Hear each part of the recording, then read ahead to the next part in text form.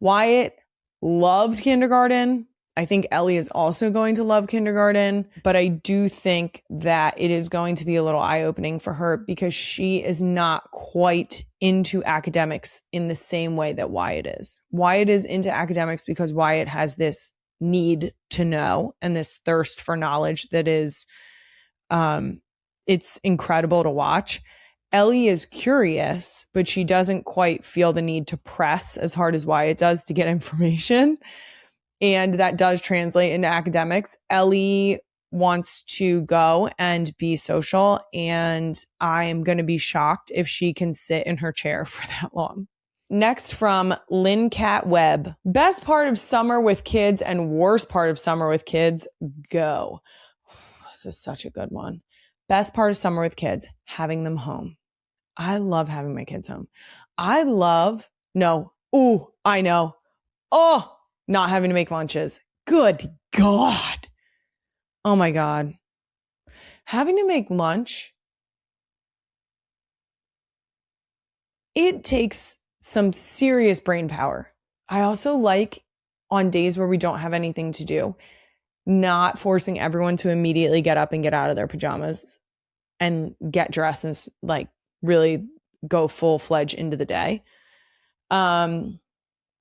I would say those are the best things. The worst things about summer?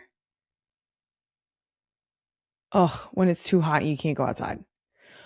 I am an outside kid. You guys, the real ones who have been listening since the beginning know I'm a bug kid. I like to go outside. I like to flip rocks. I like to dig in the garden and find some earthworms. I like to pick up the roly-polies and let them crawl all over your hands.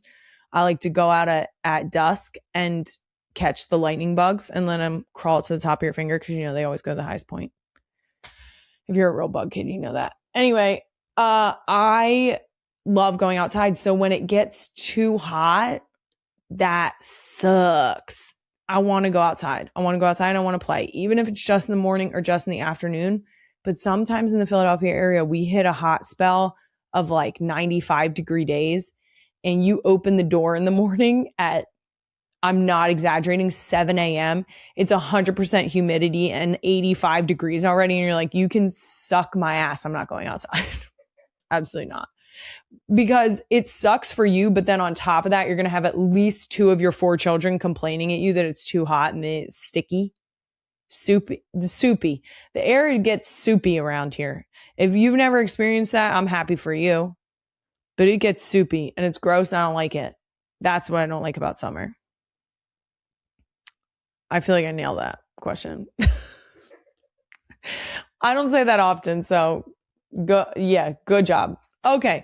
Number 4 from real one, Cora Bell Hope. Are you more of a stay in the sand girl or a let's get in the water girl at the beach? Prioritizing their health and well-being. I think there is a problem with social media is that it gives everybody the opportunity. It's the catch-22 of social media. Social media allows people to connect and have a voice and share their thoughts and feelings, and that's great. And then the other side of that is that people have the opportunity to share their thoughts and feelings and their opinions on things, and essentially it can either be a positive or a negative. And she is making light of what is currently this fad of being able to cut calories and being in a calorie deficit and having balanced meals. And so making light of that in the way that she is so fucking funny for our audio listeners. She held up a cheesesteak that was a cheesesteak hoagie, which means it has lettuce, tomatoes on it. And so she said, it's basically a salad. Which is correct. I think sometimes it's fun to poke fun at the fact that we don't all have to live our lives the exact same way. And with all of the like high protein snacks, the high protein chips, the high protein this, the high protein that, the high protein drinks, I think it's okay.